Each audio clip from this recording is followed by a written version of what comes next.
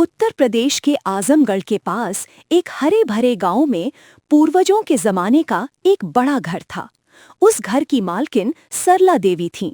उनके 3 बेटे थे जो अपनी पत्नियों और बच्चों के साथ उसी घर में मिलजुल कर रहते थे। बड़ी बहू प्रज्ञा, दूसरी बहू सीमा और तीसरी बहू मीरा थीं।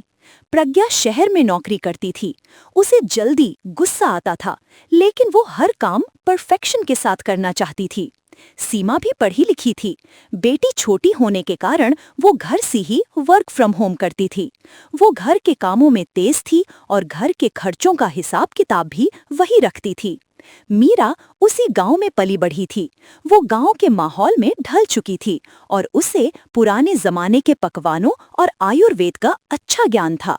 जैसे ही सर्दियां शुरू हुईं, घर के सारे काम एक साथ सामने आ गए। उस शाम घर के पीछे के बरामदे में तीनों बहुएं गर्मा गर्म अदरक की चाय पी रही थीं। बाहर ठंडी हवा चल रही थी। ओफो, ये ठंड बर्दाश्त नहीं हो रही है। अभी से इतनी ठंड है तो दिसंबर में जब ठंड चरम पर होगी तब क्या होगा। हमारे बच्चे विजय और कीर्ति दिन भर बाहर खेलते रहते हैं। उनके लिए और खासकर सास ससुर जी के लिए सर्दी से बचने का कोई पक्का प्लान बनाना होगा। हाँ दीदी, आप सही कह रही हैं। आप ऑफिस जाकर आती हैं तो बहुत थक जाती हैं। खाना पकाने का काम, बच्चों का काम सब हम खुद ही संभाल रहे हैं ना। सर्दियों के ये काम एक व्यक्ति से होने वाले नहीं हैं। दीदियाँ, हम तीनों मिलकर कोई भी काम आसानी से और जल्दी कर सकते हैं। सर्दियों में इन्फेक्शन से बचने के लिए बाहर के इंतजाम ही नहीं, बल्कि हमें जो खाना खाते हैं उससे हमारे शरीर को अंदर से भी मजबूत होना चाहिए। इसके लिए आयुर्वेदिक नुस्खे बहुत जरूरी हैं। तीनों बहुओं की बातें सुनते हुए सास सरला देवी और ससुर गोपाल जी चाय पीने के लिए वहां आए। मीरा ने 100% सच कहा। मेरा मन कह रहा है कि इस बार ठंड ज्यादा होगी। तुम तीनों मिलकर ठंड को दूर भगाने का इंतजाम करो। किसी को जुकाम ना हो इसका ख्याल रखना। खासकर मेरे घुटने इस ठंड में थोड़ी तकलीफ देते हैं। हाँ, सबको मिलकर सर्दियों की तैयारी करनी चाहिए। प्रज्ञा, तुम बाहर के काम देखो बेटी। सीमा, तुम खर्चों का हिसाब किताब और सर्दियों के कपड़ों का इंतजाम देखो। मीरा, तुम स्वास्थ्य और पकवानों का ख्याल रखो। इस तरह काम बांटने से बोझ कम हो जाएगा।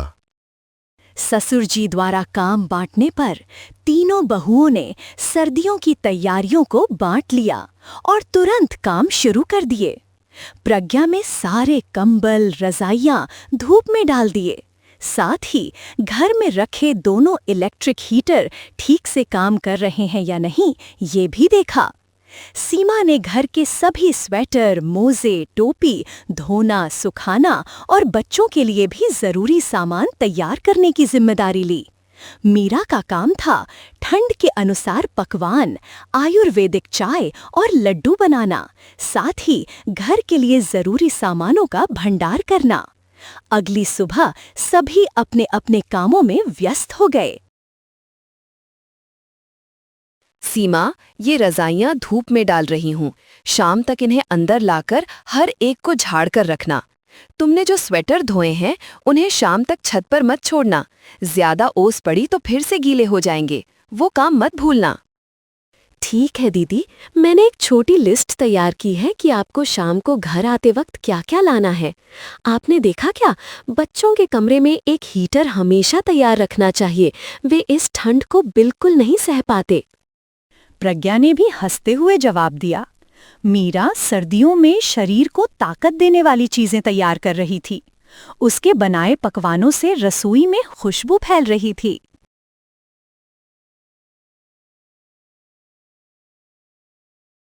सास माँ, मैं अभी तिल के लड्डू और गोंद के लड्डू बना रही हूँ। ये लड्डू ठंड से बचाव के साथ साथ घुटनों के दर्द के लिए भी बहुत अच्छे हैं। साथ ही मैंने मेथी दाना भिगोया है। मैं मेथी का काढ़ा बनाऊंगी, जुकाम नहीं होगा। सभी को रोज एक लड्डू जरूर खाना है। वाह मीरा, तुमने मेरा आधा काम कम कर दिया। ऑफिस जाने की जल्दी में मुझे अपना ख्याल रखने का मौका ही नहीं मिलता।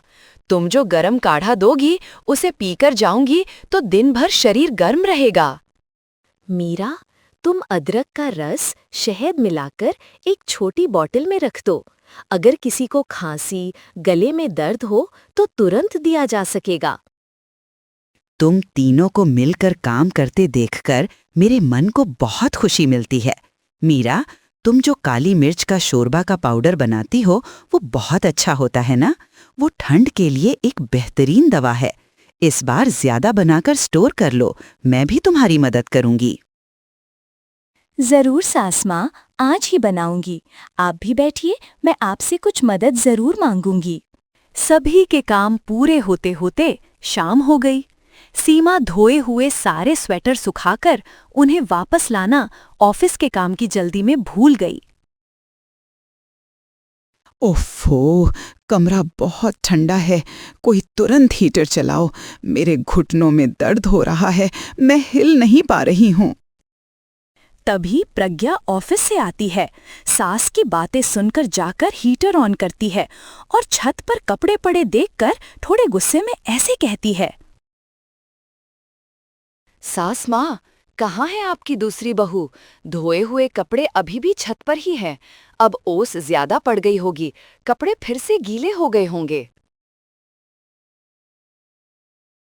अरे नहीं, मुझे बिल्कुल याद नहीं रहा।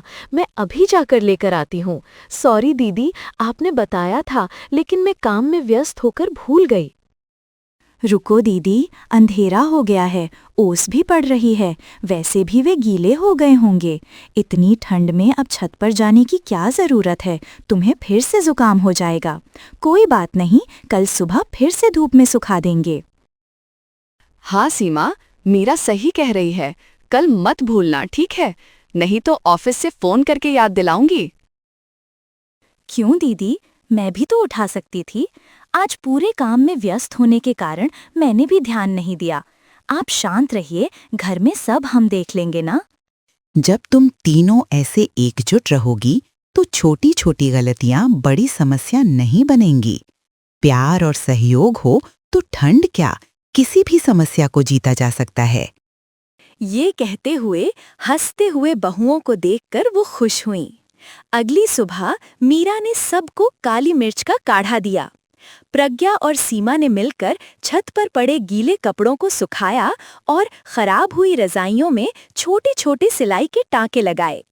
उनके इस तरह मिलजुल कर रहने से उस घर का माहौल अब गर्म और प्यार भरा हो गया था।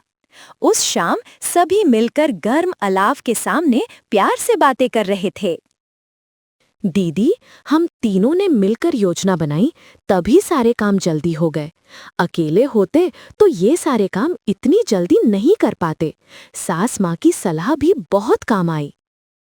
हाँ सीमा, खासकर मीरा के आयुर्वेदिक नुस्खों की वजह से घर में किसी को जुकाम नहीं हुआ। बच्चे भी स्वस्थ हैं। अब और देर मत करो, तिल के लड्डू खाते हैं, चलो।